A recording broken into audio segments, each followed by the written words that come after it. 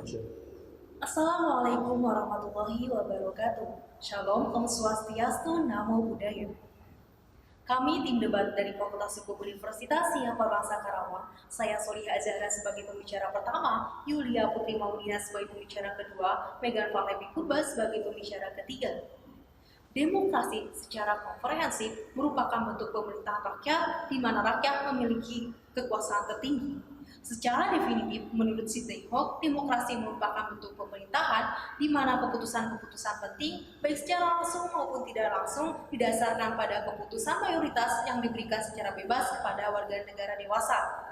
Pasal 1 ayat 2 Undang-Undang Dasar Negara Republik Indonesia tahun 1945 berbunyi, kedaulatan berada di tangan rakyat dan dilaksanakan menurut Undang-Undang Dasar. Secara sederhana dapat dipahami bahwa Indonesia menganut asas demokrasi dalam sistem pemerintahannya.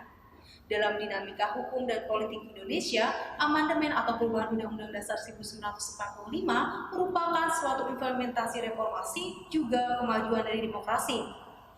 Amandemen Undang-Undang Dasar 1945 merupakan hal yang lazim karena Indonesia telah melakukan amandemen sebanyak 4 kali. Apabila perubahan tersebut dilakukan secara referendum, ini merupakan suatu hal yang baru, sekaligus kemajuan dari demokrasi Indonesia karena melibatkan rakyat secara langsung dalam pengambilan keputusan. Pasal 1 huruf A Undang-Undang Nomor 5 Tahun 1985 tentang referendum menjelaskan referendum adalah kegiatan meminta pendapat rakyat secara langsung mengenai setuju atau tidak setuju terhadap kehendak MPR untuk mengubah Undang-Undang Dasar 1945. Berkorelasi dengan indikator dari negara demokrasi menurut Amin Rais, yang mana salah satunya adalah keterlibatan rakyat dalam pengambilan keputusan secara langsung. Hadirin yang terhormat, namun permasalahan di Indonesia saat ini bisa kita lihat dan juga rasakan bahwa permasalahan terletak pada keterlibatan rakyat dalam hal pengambilan keputusan. Hasil survei tingkat kepercayaan rakyat terhadap lembaga negara dari hasil survei yang dilakukan oleh lembaga survei dari Alvaro Research Center mencatat bahwa hingga saat ini peringkat 3 terendah masih terduduki oleh lembaga legislatif dan juga partai politik, yakni partai politik 60,8%, MPR 60,3% dan DPR 53,7%. Survei tersebut dilakukan pada akhir Januari hingga awal Februari 2020. Dan hasil survei tersebut menjadi cerminan bahwa perubahan Undang-Undang Dasar 1945 melalui jalan referendum merupakan suatu keniscayaan karena rendahnya tingkat kepercayaan rakyat terhadap lembaga yang mewakili kedaulatan rakyat. Salah satu contoh keberhasilan dari referendum itu terlaksana di Republik Turki. Bahkan Presiden Recep Tayyip Erdogan, Presiden Turki, dalam pidato kemenangannya di Istanbul mengatakan bahwa referendum berhasil menyelesaikan konflik yang telah terjadi selama 200 tahun dalam sistem pemerintahannya. Hal ini merupakan implementasi dari asas lex semper debit remedium. Walaupun Undang-Undang Nomor 5 Tahun 1985 tentang referendum dicabut, maka seyogyanya undang-undang tersebut diadaptasi kembali karena sesuai dengan perkembangan zaman dan keadaan politik global. Ejun Eling menyatakan, pusat dari perkembangan hukum tidak terletak pada undang-undang, tidak pada ilmu hukum, juga tidak pada putusan pengadilan, melainkan masyarakat itu sendiri. Dan legitimasi referendum secara sosiologis akan kuat karena keterlibatan rakyat dalam pengambilan keputusan tersebut. Selanjutnya pembahasan kedua. Menempatkan demokrasi secara kaku dan ideal, maka kita tidak akan menemukan demokrasi secara nyata. Saya Yulia Putri Maudina sebagai pembicara kontra terhadap perubahan Undang-Undang Dasar 1945 melalui referendum. Han Kelsen menjelaskan, demokrasi merupakan pemerintahan dari rakyat dan untuk rakyat.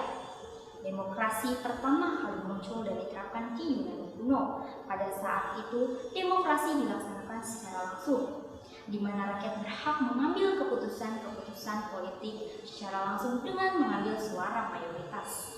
Hal tersebut dianggap efektif dengan kuantitas penduduk Yunani yang tidak lebih dari 30.000 orang pada setiap negara kota. Akan tetapi, seiring dengan perkembangan zaman, tidak semua negara berbentuk kota seperti Yunani. Juga letak geografis yang menentukan luas wilayah serta tingkat kuantitas penduduk yang terus meningkat pada setiap negara mengakibatkan demokrasi langsung tersebut dianggap tidak efektif. Oleh karenanya, diadakanlah sebuah demokrasi perwakilan, di mana pada demokrasi perwakilan segala aspirasi pengambilan keputusan rakyat diwakilkan atau dilaksanakan oleh perwakilan rakyat. Perwakilan rakyat tersebut merupakan wakil-wakil dari rakyat yang dipilih secara langsung oleh rakyat melalui pemilihan umum. Wakil rakyat tersebut merupakan representatif dan memegang kedaulatan penuh atas pengambilan keputusan-keputusan politik kenegaraan atas nama rakyat. Sejalan dengan itu, dalam tatanan negara kesatuan Republik Indonesia yang menganut asas demokrasi Pancasila, merupakan sebuah representatif daripada demokrasi perwakilan. Pada demokrasi Pancasila, di mana demokrasi dilaksanakan berdasarkan nilai-nilai Pancasila, yaitu ketuhanan, kemanusiaan, persatuan, kerakyatan, serta keadilan. Wacana perubahan Undang-Undang Dasar 1945 merupakan suatu hal yang lazim dibicarakan, baik dalam forum diskusi ilmiah secara formal maupun non-formal. Akan tetapi, wacana perubahan Undang-Undang Dasar 1945 melalui referendum tersebut merupakan suatu hal yang bertentangan. Jika dilihat secara filosofis, maka suatu hal tersebut merupakan pelanggaran terhadap sila keempat Pancasila, yaitu kerakyatan yang dipimpin oleh kebijaksanaan dalam permusyawaratan perwakilan.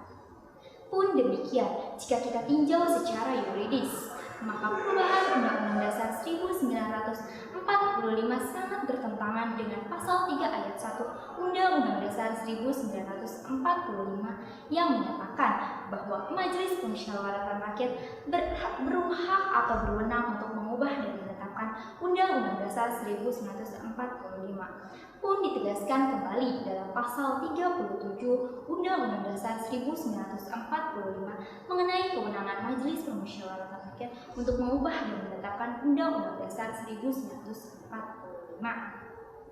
Lebih daripada itu, jika ditinjau secara ekonomis, maka perubahan Undang-Undang Dasar 1945 ini melalui referendum akan menjadi beban anggaran pendapatan belanja negara, di mana menurut Hermanli Ibrahim dikatakan bahwa referendum merupakan bentuk lain dari sebuah pemilihan umum. Oleh karenanya, jika kita melihat data Sekretariat Kabinet Republik Indonesia mengenai pemilihan presiden dan pemilihan wakil presiden yang menghabiskan anggaran sekitar 15,62 triliun. Hal tersebut akan serupa jika diadakannya sebuah referendum tersebut. Oleh karenanya, hal itu akan mengganggu proses berjalannya program-program yang telah masuk dalam program legislasi nasional. Adapun demikian mengenai pengaturan daripada referendum memang telah ada sejak masa Orde Baru. Akan tetapi pengaturan-pengaturan tersebut telah dicabut seperti pada yang termuat dalam TAP MPR nomor 4 dari MPR dari 1983 mengenai referendum yang kemudian dicabut dengan TAP MPR nomor 8 dari MPR dari 1998. Pun demikian dalam Undang-Undang Dasar Undang-Undang Nomor 5 Tahun 1985 yang kemudian dicabut dengan adanya Undang-Undang Nomor 6 Tahun 1999. Oleh karenanya, jika kita melihat kepada sejarah, Indonesia telah melaksanakan amandemen 4 kali terhadap Undang-Undang Dasar 1945 berdasarkan Undang-Undang Dasar yang tercantum dalam pasal 3 ayat 1. Hal tersebut berjalan efektif dan tidak menimbulkan polemik dalam masyarakat. Oleh karenanya, saya kembali menegaskan untuk kontra terhadap perubahan Undang-Undang Dasar 1945 melalui referendum. Ibius ubi societas, di mana ada hukum di situ ada masyarakat. Selaras dengan adantium tersebut, di mana ada konstitusi di situ ada negara. Saya Megan Parlevi sebagai pembicara ketiga akan menyampaikan konklusi terkait mosi debat perubahan Undang-Undang Dasar 1945 melalui referendum. Perubahan konstitusi merupakan suatu hal yang lazim bagi negara yang menganut asas demokrasi dalam sistem pemerintahannya. Dalam kurun waktu 5 tahun terakhir, terdapat 2 negara yang melaksanakan perubahan konstitusi. Yang pertama Republik Turki pada 2017, yang kedua Federasi Rusia pada 2020. Secara umum, terdapat 2 mekanisme perubahan konstitusi. Yang pertama melalui parlemen. Segala prosedur perubahan konstitusi dilaksanakan oleh parlemen dan tidak ada partisipasi rakyat secara langsung. Adapun yang kedua yaitu melalui referendum. Parlemen mempersiapkan prosedur perubahan konstitusi. Adapun rakyat memberikan persetujuan secara langsung melalui pemungutan suara. Perubahan konstitusi disetujui atau tidak disetujui. Indonesia sebagai salah satu negara yang menganut asas demokrasi dalam sistem pemerintahannya pun pernah melaksanakan perubahan konstitusi atau dikenal dengan amandemen Undang-Undang Dasar 1945.